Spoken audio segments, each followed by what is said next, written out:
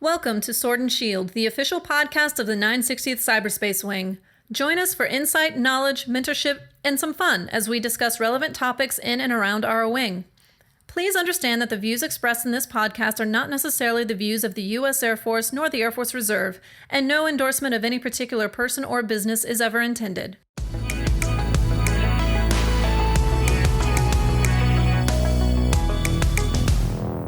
Welcome to another episode of the Sword and Shield. This is Chief Master Sgt. Chris Howard, Superintendent of the 960th COG. And today we're lucky to have two guests, one with us through electronic means, it's kind of, zapped in. Don't mind introducing yourself, sir?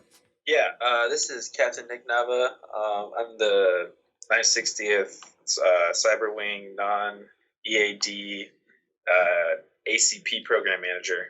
I have been with the 426 for about 2 years, and I am a traditional reservist and live in Albuquerque, New Mexico. Well, welcome, sir. And we also have... I'm the Second Lieutenant Adriene Anderson from the 426 NWS, and I am serving as the alternate program manager for the 960th Cyber Wing non-EAD commissioning program. Well, welcome to both of you. Thanks for being here. Thank you for taking the time, and thank you for really working on this program. So you mentioned the program is non-EAD, but most of the people recall it more as DACP. Can you explain that a little bit? Yes, sir. So when the new AF manual was pushed out in September 2019, they actually changed the program name. So we commonly see it referred to as DACP, but it is the non-EAD program. So when you are searching those terms online, especially through MyPurse, you'll see it as the non-EAD commissioning program. Okay, awesome. So we're going to have to learn a new acronym and learn a little bit of new terminology, but the program's essentially the same, correct? Captain Nava, can you speak to a little bit about our program here at the 960th Cyber Wing? Yeah. So in large part, the new program is the same. There's some small differences. I think what we know is the DACP, or the Deserving Airman Commissioning Program. I think that one was kind of based more on a yearly board. So every year, there would be a batch of prospective commissionees that would go to a board with their package, and they'd go through the process. Our new program has the same goal of producing high quality officers from our own wing, but it's more of an ongoing process. So there's not like a drop dead date where you have to have a package and artifacts in order to be considered. It's more of an ongoing thing, which I think people will find more comforting, I guess. So you're not anticipating meeting a board, kind of just going through the process at your own pace. Okay, so just to clarify a little bit, right? Instead of going through an annual board where, hey, let's say November, we're going to do this, and everybody puts their package together, meets the board, and then there's selectees. Let's say we pick 5 of 10, mm-hmm. Right? Yep. This is the ongoing process. Is that as jobs are open, then it's an individual competition for each one of those jobs, correct? Yeah, I think that's a good way to put it.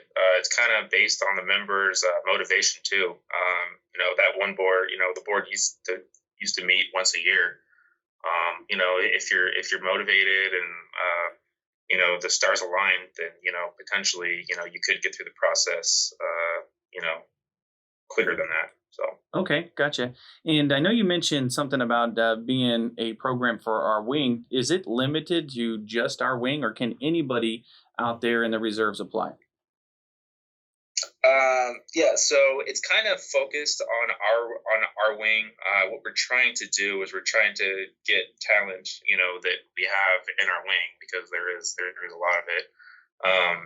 But yeah, we are starting to look outside the wing and bring other people that are very, very well qualified into the 960th. Okay, awesome. Lieutenant Anderson, I know you've worked on a lot of the products that we're using for this program. Can you talk about some of the items that are necessary for the package? Yes, sir. So initially, I would like to draw attention. We have created a CVR, a Microsoft Teams, specifically for the non-EAD commissioning program. We've uploaded several how-to tutorials for members to go out and look at some of the products available, and I kind of walk them through how to go through those products. But some of the initial things that you will need is the Air Force Form 56, the Air Force Form 24. They are very hefty documents, so spending a lot of time refining those is going to be important. Additionally, letters of recommendation from previous commanders or senior leadership is also required.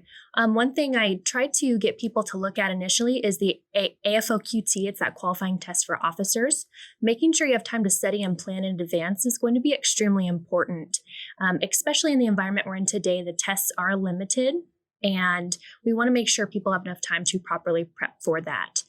Additionally, you're going to need some of your school education completion documents and personal letters, resumes, and all of those templates can actually be found on our SharePoint site. Awesome. Okay, so you say that those are hefty documents. You're actually a graduate from the old DACP program, correct? Can you tell me a little bit of your thoughts and your feelings about that program versus the new program?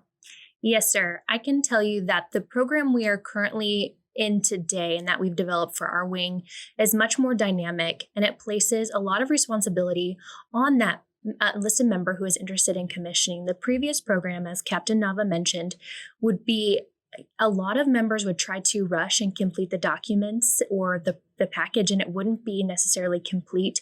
It wouldn't be 100% ready for the board, but they would push it forward anyway. Now, with this program, it is extremely dynamic and dependent on the member and their leadership. So you do have the time to ensure that you are pushing forward quality products, and the package is 100% complete for that commander that's conducting your interview. The previous process took roughly 2 years to get through for those members. So initial notification, you've been selected, 2 years until you actually graduate OTS. And that was largely due to the medical requirements, unclear guidance. So I think with this new program, we've made it extremely clear of what we need, how we're going to get through the process. And I based this off of my package, the current program, and I was able to get initial selection through OTS within 1 year. I actually graduated OTS within the same month that I was notified the year prior. So this program, we're looking at 9 to 12 months for total completion. Okay. And you said, you mentioned a couple of requirements there, right? So I think it's almost expected that you have to have all the education documentation ready to go. But the medical piece, right? So if under this new program, I have to have all the medical and all of the documents ready to go before applying to that position, correct? Versus how you were identifying some of the nuances of the previous DACP, or maybe we didn't have all that documentation ready. But in this program, you absolutely have to have all the documentation ready to go upon submission, correct? Yes, sir. We actually make it a 2-step process. So for your initial package for the 960th Cyber Wing, whether you're within our wing or you're outside of our wing, you have to get an Air Force Form 422. This is the medical clearance form. You can get it from your servicing military treatment facility. So once you get that Form 422, that goes in your package to show that you are basic qualified for commissioning. Once you are formally selected by a commander within the 960th Cyber Wing, you will move forward to getting a DD Form 2808 and a 2807, and these are the actual physical, and they review your medical history to ensure that you're qualified. So they do the initial 422, and that shows that you are medically cleared to participate. And then once you're formally selected, we move forward with the actual physical that is required from the doctors. And that piece does take 2 to 3 months to get approved at the AFRIC level. Okay, so if I wanted to apply for a job that's opening next month, I may already be behind that power curve if I don't already have that in the works, right? Yes, sir. And typically you request your Air Force Form 422 through your UHM. Within your squadron, and they can request it from your medical treatment facility. It does take about a month turnaround because you have to understand they're operating for the UTA, the doctors on Right. hand. Now, if you are a GR, you do have somewhat of an advantage because you can leverage the active duty clinic to provide that 422 for you. Okay, some great points. Awesome. So, Captain Nava, if I was to look for a job, if I wanted to be one of those non-EAD program participants, where would I find these particular jobs that are available for this program?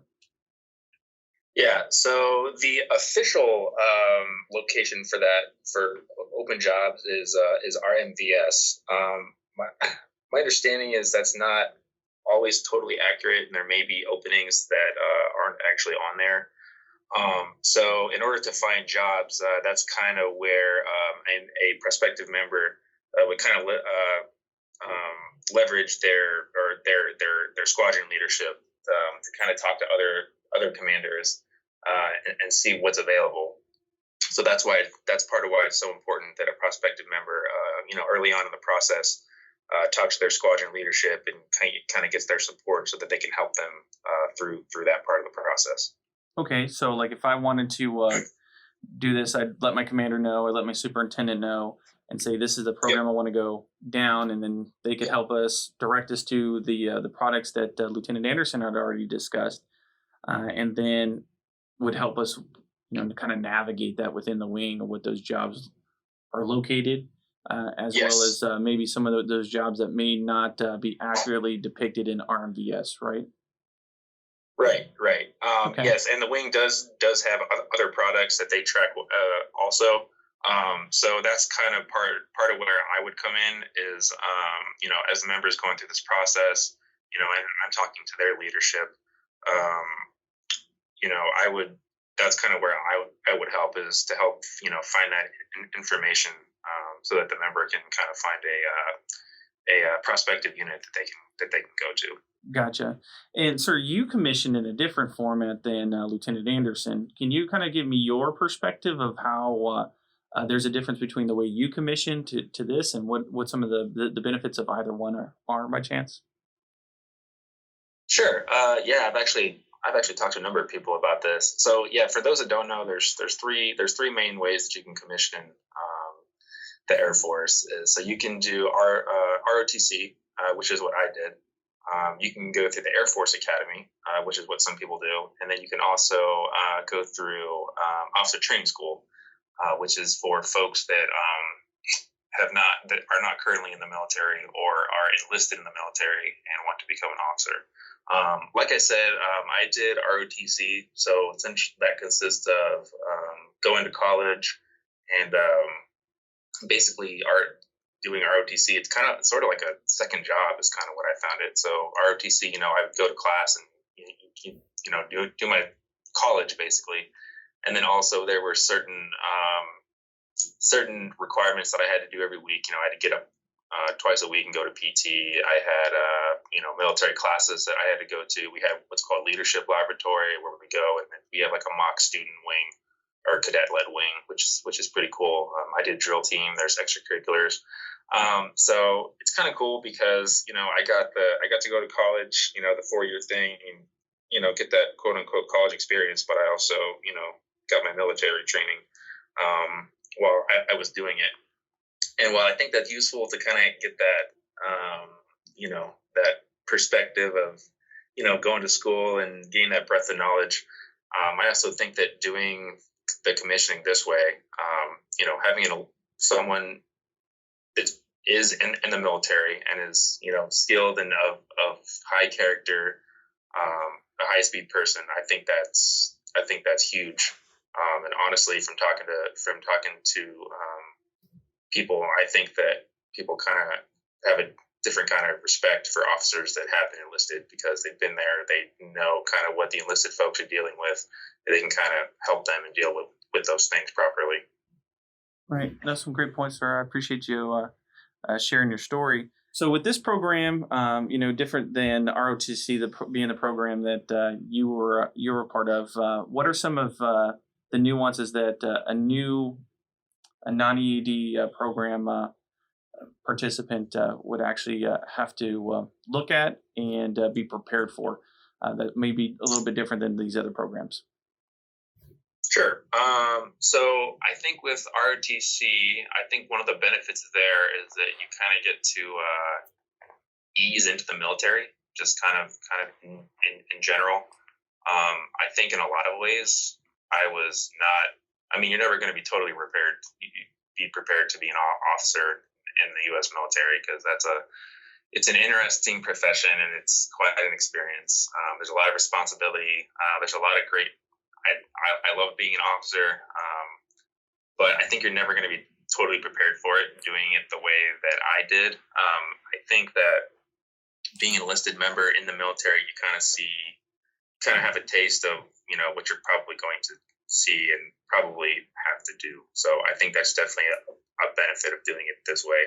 I think being in our wing for about 2 years, I've seen and met a lot of amazing, talented, smart, very qualified, in my opinion, enlisted airmen that I think would be great officer candidates. And I'm happy that we have this program and this process to give those folks a chance to step up if they want to, and really make the Air Force a better place by lending their leadership and their talents. So I think it's awesome. Great, sir.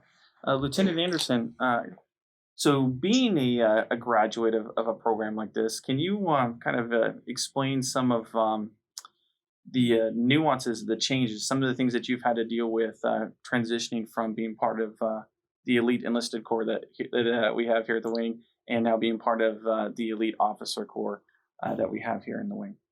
Yes, sir. I have to agree with you. We have a complete elite enlisted force, honestly. I came over from active duty in 2016, and I joined the AGR program with the 854. So that was my first real experience in the reserve.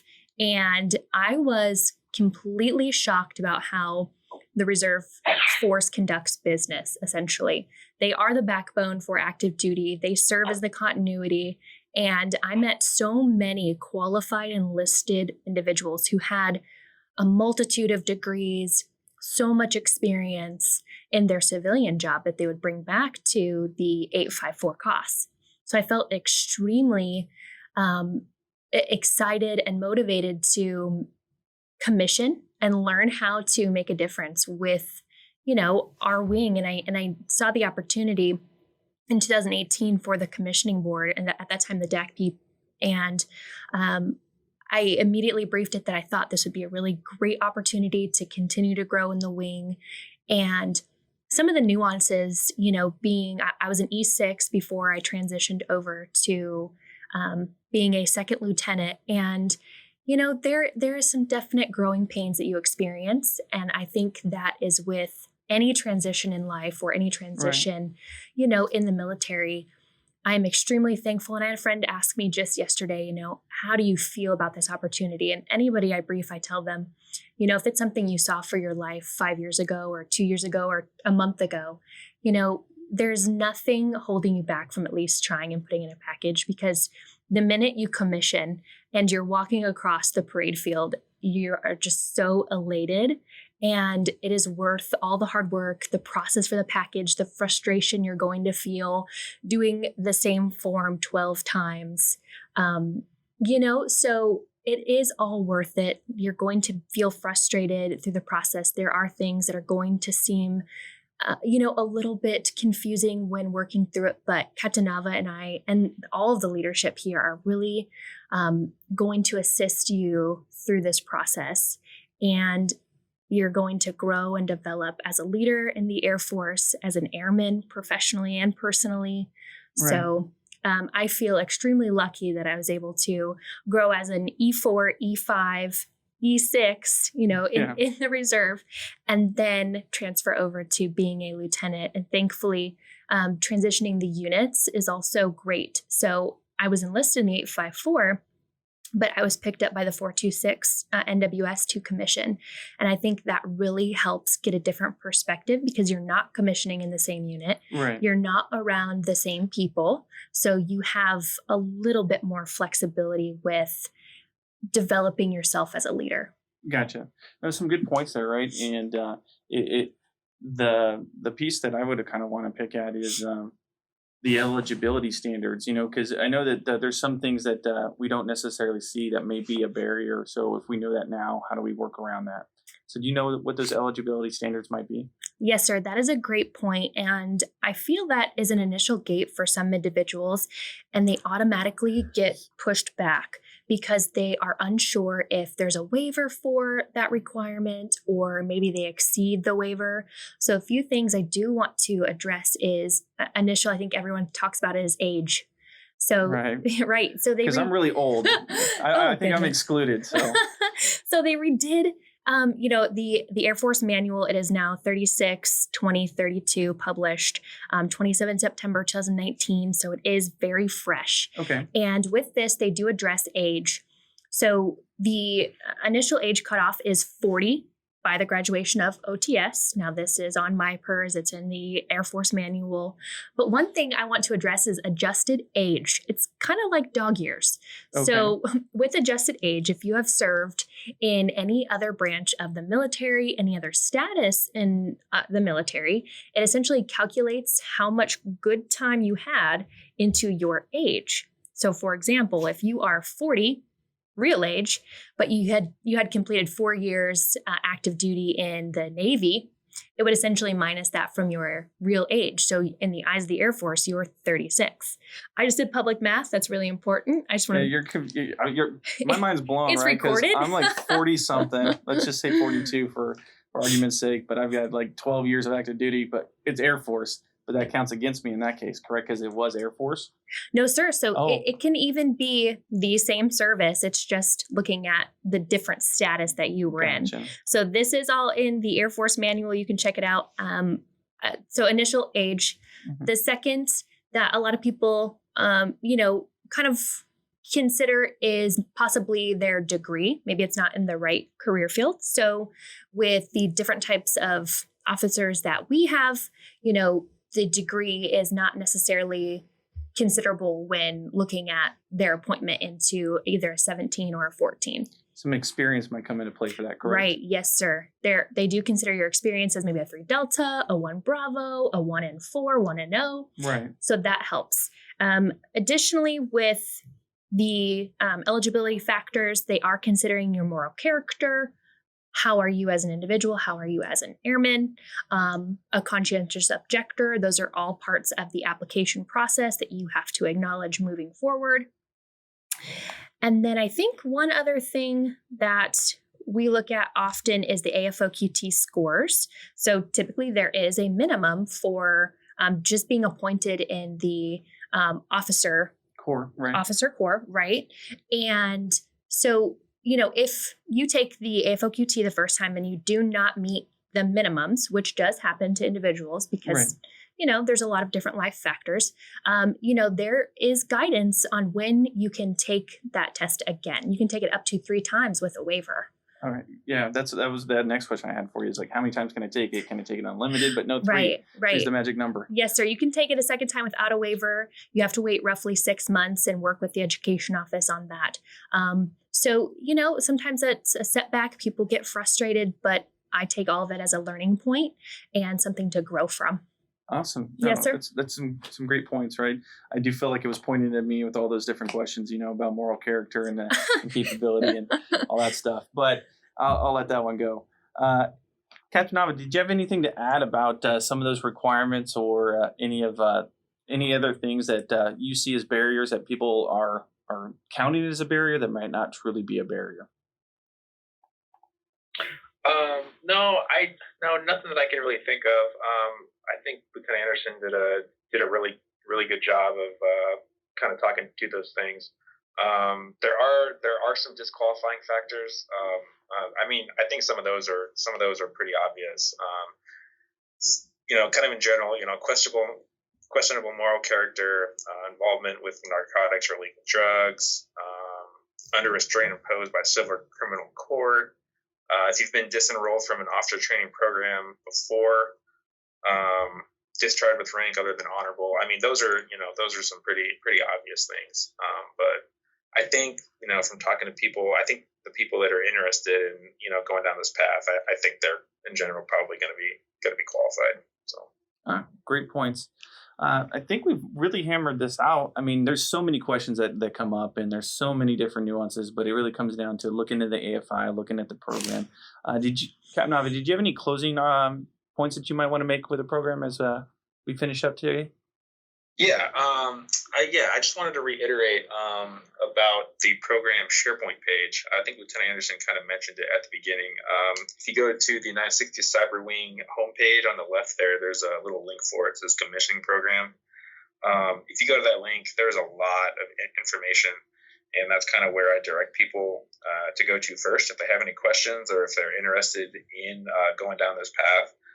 Lieutenant Anderson has done an outstanding job of setting that up, and there's actually even template packets.